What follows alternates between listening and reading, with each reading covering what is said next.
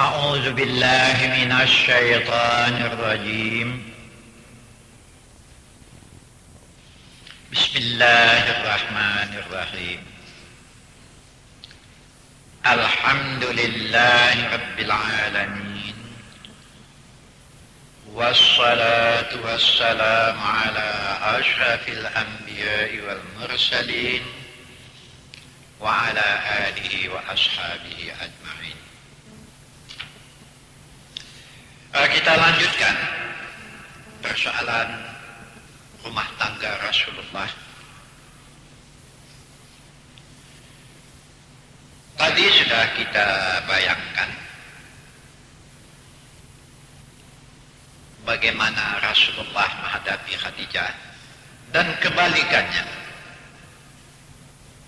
Khadijah juga karena mendapat suami yang mempunyai akhlak yang begitu tinggi, tertumpahlah kasih sayang hingga Rasulullah sebelum jadi nabi manja.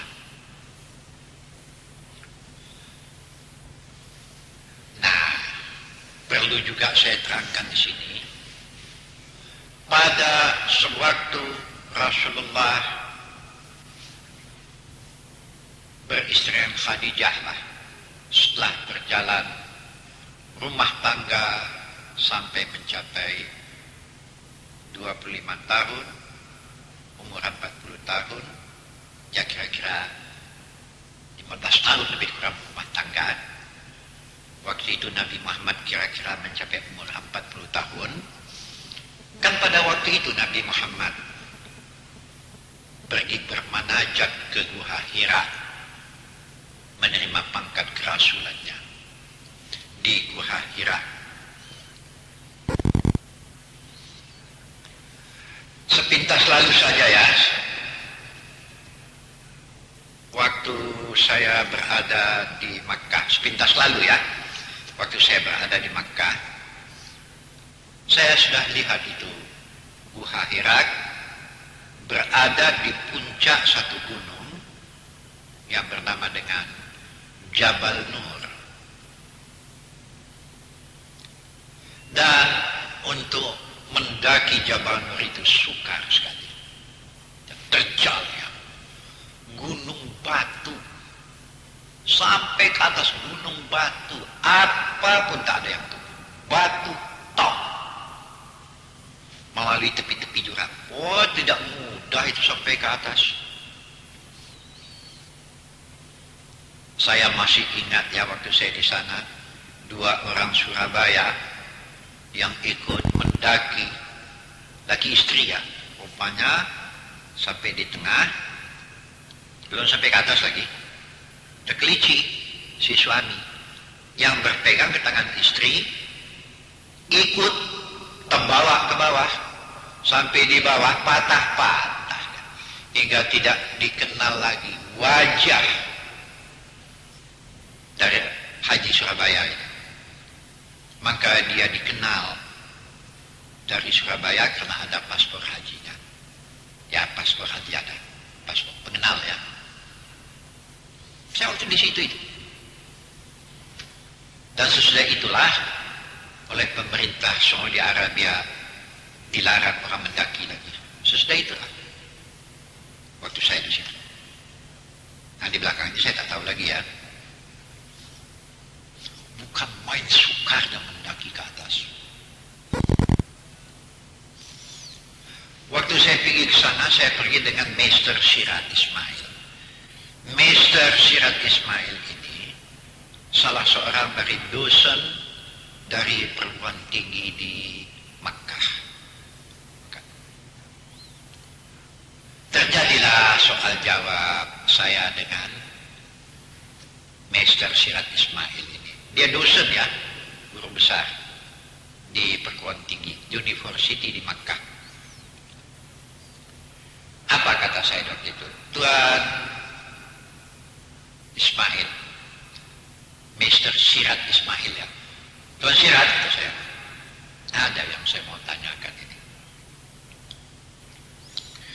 Saya tidak menanyakan soal mengenai kekuasaan Tuhan. Tuhan berbuat sekehendaknya. Dan tidak mungkin kita bisa menceritakan dan menguraikan mengenai kekuasaan Tuhan. Bagaimana Allah Ta'ala menghidupkan binatang-binatang di lautan pun nggak mampu tak kita berpikir. Jawatan perikanan itu mana bisa mencetak ikan itu kan? Nggak bisa dia mencetak ikan itu. Itu insinyur pertanian itu. Bisa dia mencetak durian? Enggak. Itu dokter hewan. Dokter binatang. Bukan dokter binatang ya, jangan salah terima ini. Dokter hewan. Bisa dia mencetak ayam? Enggak. Menekan ayam kalasan bisa dia. Jadi kekuasaan Tuhan tidak akan saya tanyakan. Jadi kata Tuan Siratni, Tuan Salim, apa yang mau ditanyakan sama saya? Oh begini.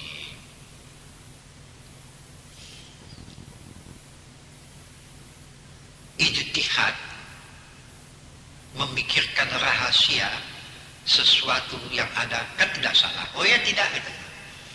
Apa rahasianya? Maka Nabi Muhammad menerima pangkat kerasulannya di tempat yang begitu sukar. Tuh di Gua Hira. Di puncak sana. Datang Jibril menjelang subuh, Muhammad, engkau diangkat oleh Allah menjadi rasul. Kok di tempat yang begitu sukar ya? Menurut apa yang saya lihat, ya di negeri saya lah ya, di Indonesia, kalau orang menerima pangkat, apalagi pangkat agak megah gitu, entah anggota DPR, MPR, itu biasanya di tempat yang megah, di tempat yang hebat biasanya.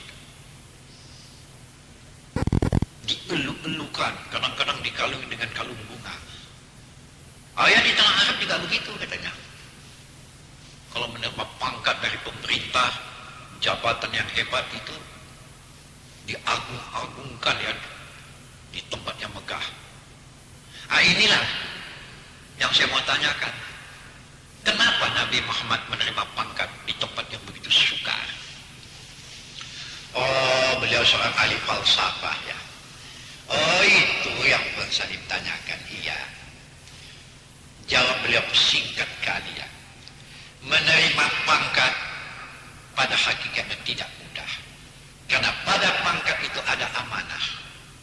Orang yang betul-betul jujur menjalankan amanah. Ini jumlahnya sedikit sekali. Itu rahasianya. Dan menyampaikan yang hak itu juga tidak semua orang mau menerimanya. Dan sedikit sekalilah orang yang mau menerima kalau kita tunjukkan salahnya. Biasa orang salah orang saja dia tahu. Kalau ditunjukkan salahnya ngamuk dia pun kadang-kadang. Memang jadi kenyataannya. Tapi memang Nabi Muhammad waktu menerima pangkat kedatangan Jibril, menerima pangkat Rasul, menggeletar Rasulullah. Itu masih beristrikan Khadijah gitu ya. Pulang, terkejut Khadijah menengok suami yang dikasih ini menggeletar macam demam malaria, diselimuti oleh Khadijah.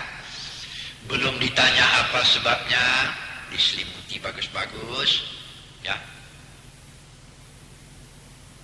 diurut-urut begitu supaya tenang. Sudah tenang, dengan nada yang lunak, yang manis sekali. Apa kata Khadijah?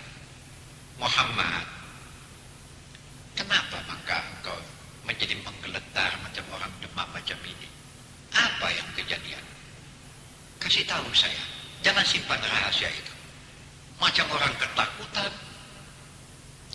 Waktu itulah Rasulullah mengatakan, Khadijah, engkau kan tahu bahasa saya mengasingkan diri ke Gua Hira. Ya saya tahu, bahkan saya membekalinya. Apa yang terjadi di situ? Pagi tadi, menjelang subuh ya, saya didatangi tadinya. Di ufuk yang mengerikan sekali. Itu di dalam surat An-Najm disebut ya, wa huwa bil ufuqil a'la summa dana fatadalla fakana qaba qausaini aw adna. Itu di surat An-Najm itu. Ayat yang ketiga, keempat, kelima. Periksalah itu nanti. Khadijah, kata Rasulullah, saya melihat di waktu itu di ufuk yang tinggi sesosok tubuh besar hingga tepi langit itu penuh dengan sosok tubuhnya. Rupanya yang datang itu, wahai Khadijah, adalah Jibril yang diperintah oleh Allah menemui saya. Dia mendekat, mengecil juga, mendekat, mengecil juga. Akhirnya sampailah ke hadapan saya berbentuk sebagai manusia. Waktu itu Jibril mengatakan, Muhammad, Iqra bismi rabbikal ladzi khalaq. Itu tidak saya artikan, tapi itulah mula-mula yang disampaikan. Kemudian Jibril mengatakan, Muhammad, engkau diangkat oleh Allah menjadi Rasul, dan apa yang datang kepada engkau dari Allah yang akan saya sampaikan berikut ini nanti, sampaikan kepada umat yang banyak. Itulah yang saya jumpai waktu saya berada di Gua Hira, wahai Khadijah. Ini Rasulullah mengucapkan ini tatkala situasi sudah agak tentram. Waktu itulah, apa kata Khadijah? Muhammad suamiku, apa kau tidak dalam mimpi? Tidak. Saya tidak bermimpi waktu itu. Dalam keadaan bangun, segar, sehat. Kalau begitu, ada seorang Ibnu Ammi. Ibnu Ammi ini artinya anak paman saya. Dia seorang ahli kitab. Mari kita datangi dia. Tentu dia tahu duduk persoalannya macam ini. Baiklah, maka dibawalah oleh Khadijah kepada Ibnu Amminya. Ibnu Ammi ini Warqah bin Naufal ya. Warqah bin Naufal. Warqah bin Naufal ini ahli kitab ya. Dia tahu dengan kitab-kitab Taurat, Injil, Perjanjian Lama. Dia tahu dengan kitab Injil Perjanjian Baru. Mengerti dia semua itu. Alim ya.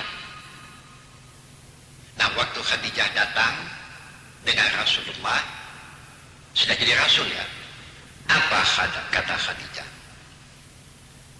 Ya ibna ammi, wahai anak pamanku, dengarkanlah oleh engkau apa yang kejadian atas diri Muhammad. Muhammad, ceritakanlah selengkapnya. Waktu itu Nabi Muhammad ceritakanlah apa yang kejadian di Gua Hira yang dialaminya. Temenung Warqah bin Naufal ya.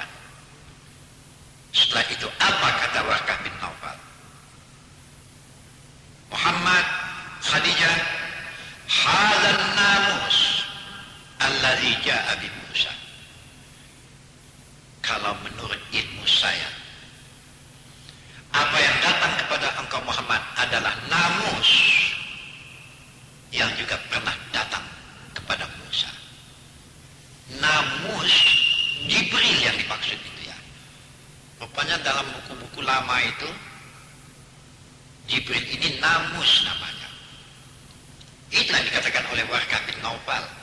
Hadzal namus allazi jaa bi Musa. Yang datang kepada engkau adalah namus, maksudnya Jibril, yang pernah datang kepada Nabi Musa. Ketahuilah Muhammad, orang yang telah didatangi oleh namus berarti dia yang diangkat oleh Tuhan yang Maha Esa menjadi utusannya. Tidak ada orang yang menjadi utusan Allah yang tidak dimusuhi oleh orang banyak. Dan engkau Muhammad, apa apabila sampai engkau ke tugas yang semacam itu, engkau akan dimusuhi oleh bangsa Quraisy Makkah. Bahkan engkau akan diusir mereka. Terkejut Muhammad. Al-Mukhrijiyah, apakah saya akan diusir mereka? Iya. Waktu itulah Warqah bin Naufal mengatakan, demi Allah ya Muhammad, kalau sampai umur saya ke masa engkau menyampaikan apa yang datang dari Allah, di mana engkau di waktu itu dimusuhi oleh orang banyak, kalau saya masih hidup, demi Allah saya akan membela engkau wahai Muhammad. Saya bela engkau dalam menyampaikan agama Allah ini. Tapi kenyataannya tidak lama sesudah itu Warqah bin Naufal pun meninggallah. Khadijah waktu sampai pulang ke rumah, wajahnya berseri sekali, tapi di samping itu ada kecemasan. Saya tidak tahu apa bahasa yang saya mau pakai. Gembira dalam cemas, kan aneh bahasa ini. Saya tak tahu mempergunakan bahasa apa ini. Apa bahasa yang saya mau pakai? Mendengar suami menjadi Rasul Allah, gembira sekali di dalam. Tapi mendengar apa yang dikatakan oleh Warqah bin Naufal, bahasa suaminya sebagai Rasul Allah akan dimusuhi orang, bahkan akan dibunuh. Di situ timbul rasa cemas di dalam hati. Beramuk di antara dua persoalan ini. Tapi betul, tatkala sudah sampai di rumah, lama Rasulullah termenung bagaimana teknik penyampaian, tapi mendapat semangat dari Siti Khadijah. Karena di waktu itu Muhammad mengatakan, Khadijah, kalau sampailah tugas saya sebagai Rasul Allah, tentu saya tidak bisa lagi menjaga dan memelihara dagang kita. Tentu saya pun tidak akan sempurna lagi menghadapi dalam memelihara dan mengawasi engkau. Apa kata Khadijah? Tidak begitu ya Muhammad. Satu kehormatan yang paling tinggi di sisi Tuhan. Saya akan membela engkau walaupun harta saya habis karena itu. Bahkan di waktu itu Khadijah mengatakan, kalau engkau perlu melalui satu jurang di mana engkau harus meniti, bangkai saya akan menjadi titian engkau. Sayalah menjadi titian engkau hingga engkau sampai ke seberang melakukan tugas kerasulannya. Ya Allah, macam mana lah dapat bini macam ini ya?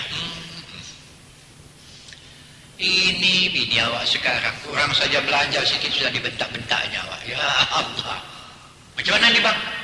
Semua sudah naik, ikan sudah naik, belanja segini juga. Aduh, bukan dapat hiburan ya. Ibu-ibu yang mempunyai suami yang baik, cobalah tiru Siti Khadijah. Kenapa?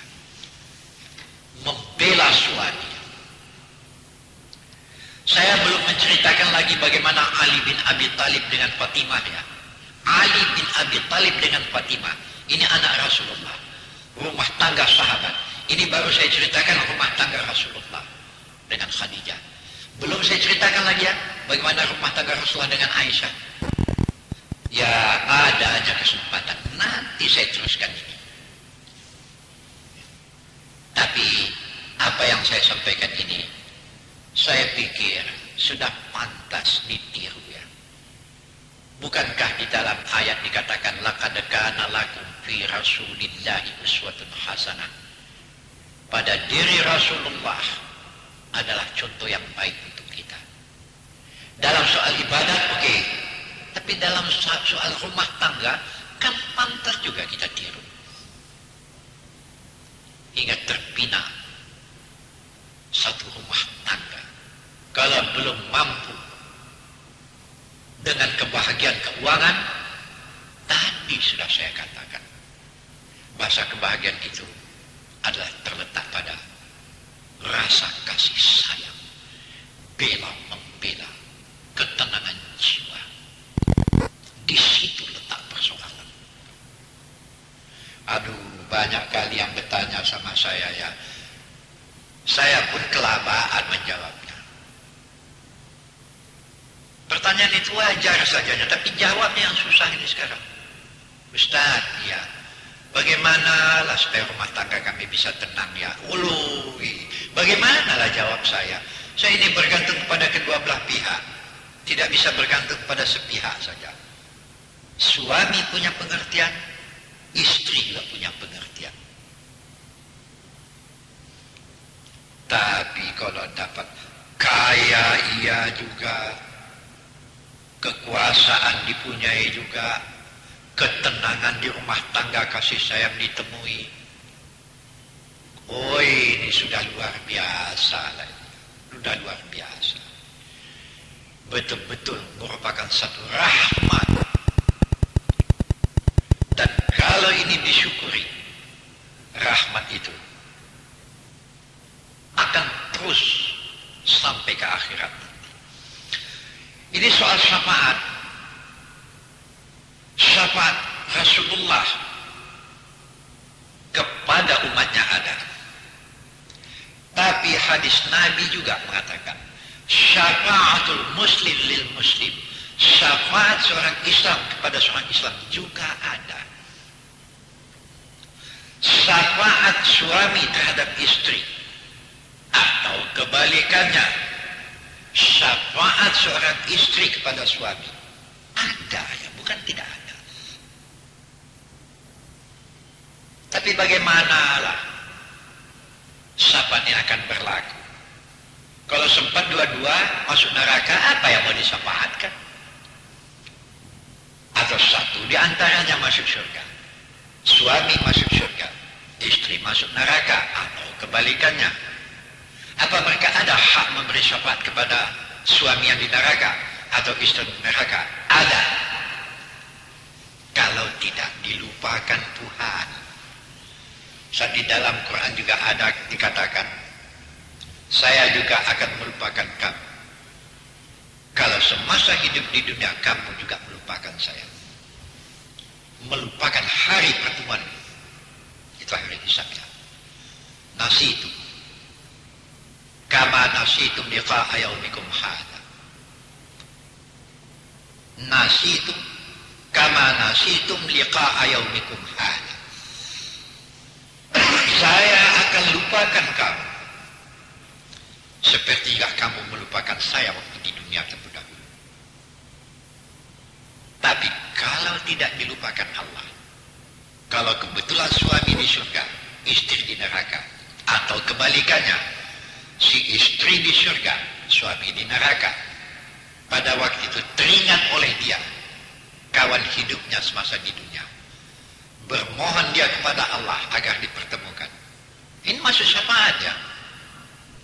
Oh, diperintah oleh Allah, bawa si Polan agar bertemu dengan dia.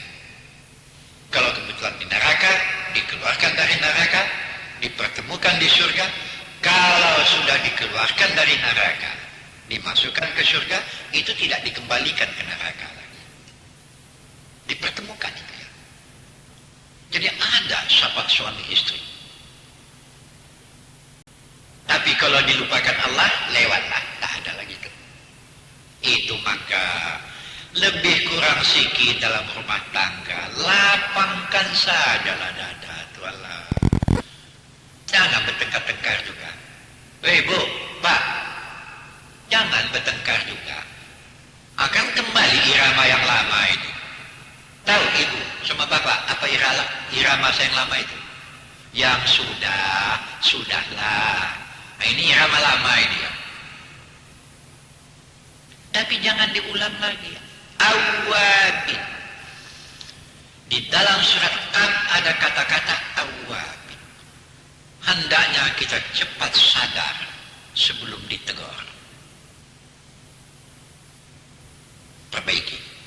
Hafiznya perbaiki. Jangan sempat ditegur orang kita sudah sadar bahasa kita sebetulnya sudah salah. Perbaiki cepat. Apalagi kalau sempat ditegur orang. Terima dengan dada yang lapang. Rumah tangga rukun, damai, penuh kasih sayang. Itulah yang pernah dikatakan oleh Nabi, khairukum li ahlikum wa ana khairun li ahli. Ini dapat dijumpai banyak hadisnya. Di Sahih Bukhari ada, ya. Riwayat Tirmizi ada, riwayat Ibnu Hibban ada. Khairukum li ahlikum. Tapi hadis yang diriwayatkan oleh Ibnu Hibban bunyinya tidak begitu. Di situ dikatakan, akmalal mu'minina imana ahsanuhum khuluqan wa khiyarukum linisa'ihim. Nah, itu hadis yang diriwayatkan oleh Ibnu Hibban. Orang yang sempurnalah imannya di sisi Tuhan. Di antara kamu, pertama, memperbaiki perangainya, terutama terhadap istrinya atau si istri terhadap suaminya. Jadi ini ukuran iman juga ini. Dan riwayat Bukhari mengatakan khairukum li ahlikum. Orang yang paling baik di sisi Allah adalah orang yang paling baik menghadapi ahli rumahnya. Li ahlikum, ahli kamu, suami terhadap istri itu ahlikum, si istri terhadap suami itu ahlikum, termasuklah mertua, besan dan sebagainya. Khairukum li ahlikum. Oh, ada lagi yang juga ingin saya peringatkan ya. Bahasa syafaat Rasulullah itu juga ada. Orang yang mendapat syafaat Rasulullah, dia akan bersama dengan rombongan Rasulullah masuk surga. Di antaranya Nabi katakan, bersama dengan saya memasuki surga. Di antaranya Nabi katakan, wal kaziminal ghaidz, mampu menahan marah ketika sudah pantas marah. Wah, ini terutama tentu di rumah tangga pula ini. Ya, mudah-mudahan saja dapat dihayati apa yang saya sampaikan sebentar ini. Ya, sampai di sini. Assalamualaikum warahmatullahi wabarakatuh.